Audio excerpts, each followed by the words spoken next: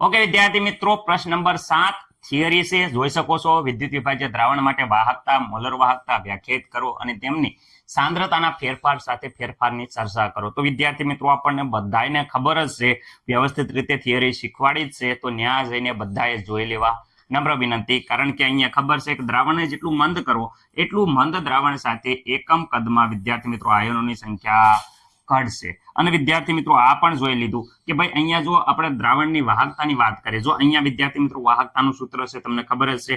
તો અહીંયા વિદ્યાર્થી મિત્રો r છેદ 1 લઈએ અને l બરાબર 1 લઈએ, તો વિદ્યાર્થી મિત્રો તમને ખબર છે 1 1 એટલે અહીંયા છે આ વાહકતા એ વિશિષ્ટ વાહકતા જેટલી થઈ જાય. વાહકતા એટલે એ વિશિષ્ટ વાહકતા જેટલી થઈ જાય. ત્યાં એટલે જ તે આપણે દરેક દાખલામાં જ્યાં જ્યાં વિદ્યાર્થી મિત્રો દ્રાવણની વાહકતા કહેતા, એ વાહકતા આપણે વિશિષ્ટ વાહકતા કે લેતા હતા અને કેનું સૂત્ર વિદ્યાર્થી મિત્રો મૂકતા હતા.